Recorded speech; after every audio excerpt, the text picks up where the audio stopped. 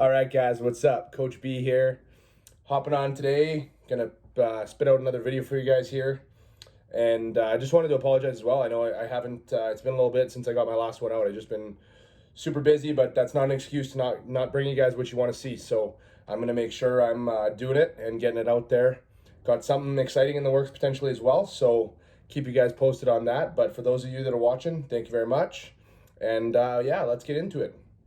So the topic I want to discuss today is in regards to something that I think is very misconstrued, and the application is wrong a lot of the times. And that thing I want to talk about is intensity techniques. So how we use them, when we use them, where to use them, where we shouldn't use them, which that's one of the biggest things I want to touch on, is where we shouldn't use them, because time and time again I see all too often these being used, and it leads to problems. We'll dive into that. I plan on doing some more, basically a series here, and expanding on this series and doing short videos on the different types of intensity techniques. So we'll do a video on rest pauses and how to apply rest pauses, how to properly perform them. I know there's different ways, cluster sets, supersets, giant sets, this whole thing. I do plan on doing kind of a series here for you and getting into each one of those on their own. But today I just wanted to talk the basics. I wanted to talk about what intensity techniques are, very briefly, when they should be applied, how to apply them, and then I think the big chunk of this conversation is going to revolve around where to not apply them and why. The reason I want to talk about this is, and the reason this entire video came to me, was I was having a conversation with a client of mine who's nearing the end of her prep. We've been prepping for about 16 weeks. She's 4 weeks out, and a conversation came up regarding her training, and we were talking about these things. And basically, what I'm going to talk here about a lot of the things I kind of briefly chatted with her about, and I want to make sense of some things to you guys, and at the end of the day, give you the ability to make an informed decision whether you use them here, use them there, how you use them, essentially. That, I'm not telling you what's right or wrong. I'm just sharing my opinion on the matter and what I think is optimal for you in your progress, because obviously that's why we're all here and that's why we do this, right? Constant progress. And again, everyone has different opinions, but this is what I believe to be optimal, so I'm going to share that with you and spread some light on it. So without further ado, what are intensity techniques? Well, just like the name kind of implies, they are strategically placed things we do within our training to add intensity to an exercise or a set without adding load. So whether that's adding two exercises together, no rest in between, a superset, that's an intensity technique. There's many, they come in many shapes and forms. Like I said before, there's cluster sets, rest pause sets, giant sets, muscle rounds, you name it. There's a bunch of different ways to perform intensity techniques, but overall, that's exactly what they are. They're a way to make a set or an exercise harder, extend that set, get more out of it. And when I say get more out of it, I mean induce more damage.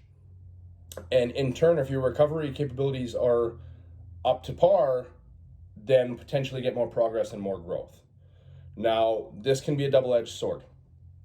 So when you're in a caloric surplus and you're in a phase of growing, this is great. Your recovery is up here.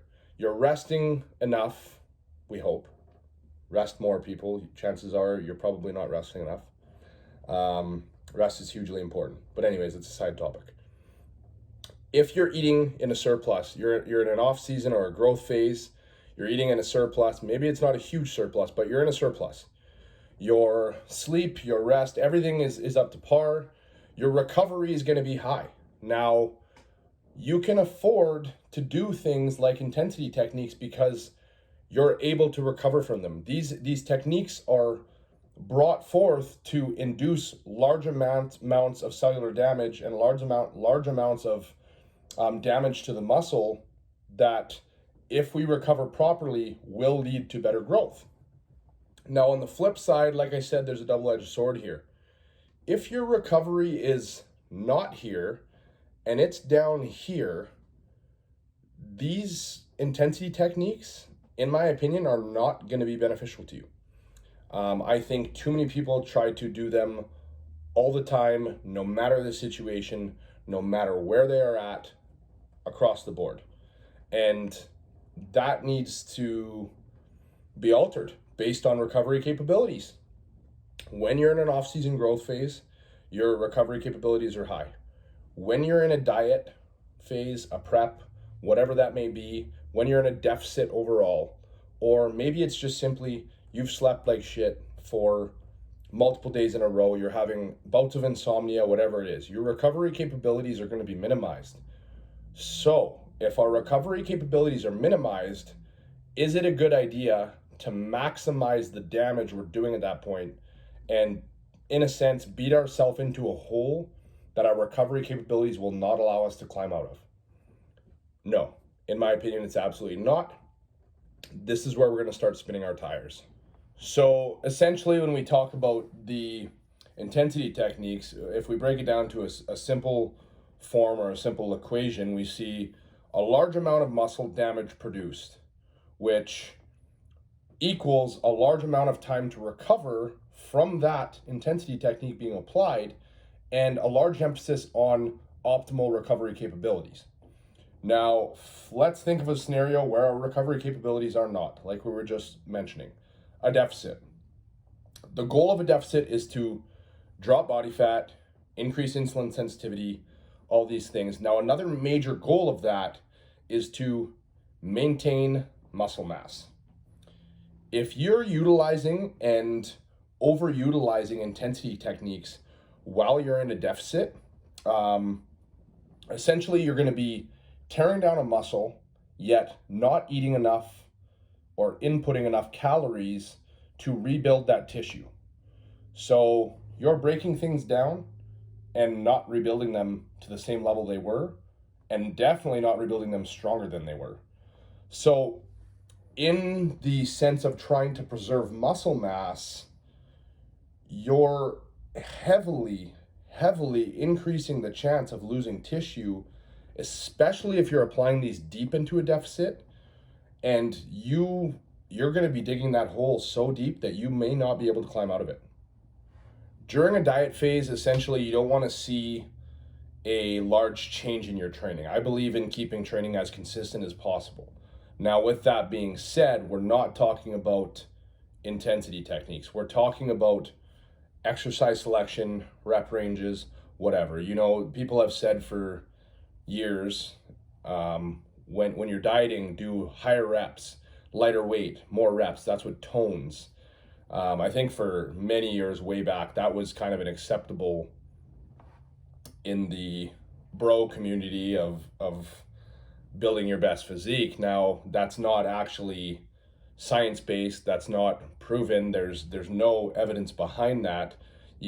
Toning a muscle doesn't come from differing rep ranges or whatnot. It simply comes from dropping body fat, and dropping body fat doesn't come from training in a different way like that, right? So I guess in a sense you can burn more body fat by having lower rest periods, by having a higher sustained heart rate, but the goal of your training shouldn't be to burn body fat. Let your cardio, let your NEAT, let your calories and your diet, let those things, and your fat burners and your added fat burners, let those things dictate your calorie output and your calorie expenditure and your fat burning.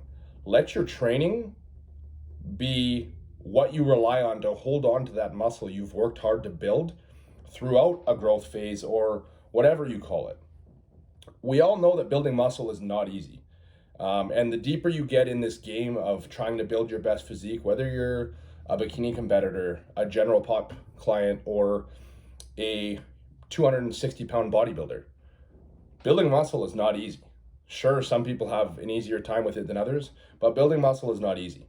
Now, why would you ever want to take some of that muscle and just throw it out the window for the sake of it? You wouldn't. So logically thinking about it, don't use your training as a tool for fat loss, because in that sense, you're going to be sacrificing muscle.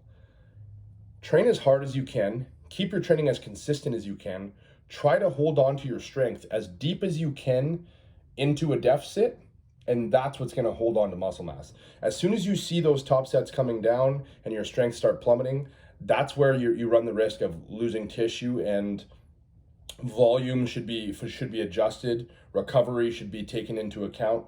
And pardon me, going back to my original point here, is if we're implementing these intensity techniques during a deficit and during that diet phase, especially near the tail ends, you're beating yourself into a hole you can't climb out of, and there is no way you're not losing tissue. I'm sorry, you are going to start eating away at tissue, even if you're decently drugged up and whatever. Like your body will not be able to hold on to tissue because it simply will not be able to recover.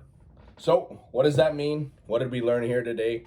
Quick recap. Well, intensity techniques are things we add to an exercise or a set to increase the amount of damage we produce or increase the amount of intensity of that given exercise. It's not necessarily, it's a way to increase intensity without adding load. When should we apply them? We should apply them when our recovery is not going to take a hit or hasn't already taken a hit. So in a growth phase or a period where your inputs are higher than your expenditure and you're in a caloric surplus, great time to have them. Great time to put them in. Use them sparingly though still. If you're the type of person who knows that you have rest pauses every single session, and by the time you do, let's say you hit a leg day and you hit a rest pause set on the leg press, and you're doing a push-pull leg split, so 4 days after your leg session, you have another leg session, and you are not recovered because your rest pause set took you to failure and beyond. Well, if you're not recovered and you're hitting legs again, that's not ideal. So chances are you need to listen to your body at that point. And again, I'm not perfect. I don't always listen to my body. I generally try. I've gotten a lot better at this over the years. I listen to my body. I pick up signs. If something feels off and like really off, generally I'll make an adjustment. Now, I feel like I do have decent recovery capabilities in that I generally keep my volume lower and I'm able to apply different intensity techniques, but I'm also eating a lot of food. Okay, so I'm resting properly. I get 7 hours of sleep every night. I have a set bedtime pretty much for myself. Me and my fiance go to bed at 10:30, wake up at 5:30 basically. I know how much I'm resting. I know how much I'm eating. My schedule stays very consistent with that stuff. So I know for me that my recovery actually, and I look at my progress pictures, I look at my lifts. My stuff is continually moving along in the direction that I want it right now. Now, does it always forever? No. And that's when I look at what I'm doing. I talk with my coach, Matt, and we figure out what we can change. Now, this is things you guys should be doing, but you have to understand your recovery capabilities. Now, if you're somebody who doesn't recover as well, and you know that those sets beat you into the ground, use them sparingly. Don't use them all the time, or you're not going to get the same effect out of them or the desired outcome you want. So this is where generally that's what this whole conversation was about. Understanding intensity techniques and understanding how to apply them for you. Understanding that you can't do them all the time, every day, in a surplus, in a deficit, no matter what, and expect to climb that ladder of progress, because it's not going to happen. You need to understand when to use them and when not to use them. Understand your recovery and understand that that will dictate how to implement these in your training. That's it. That's all. Like I said, we'll do some more videos on this stuff. Maybe I'll dive into rest pause sets first, chat about them. They're one of my favorites. I absolutely love them. They will screw you up. They screw me up every time, but I believe they're huge for progress. And yeah, so let's dive into that on the next episode of this little series I'm going to do regarding intensity techniques. Thanks for listening, guys. If you checked it out, have yourselves a great day. Cheers. Be out.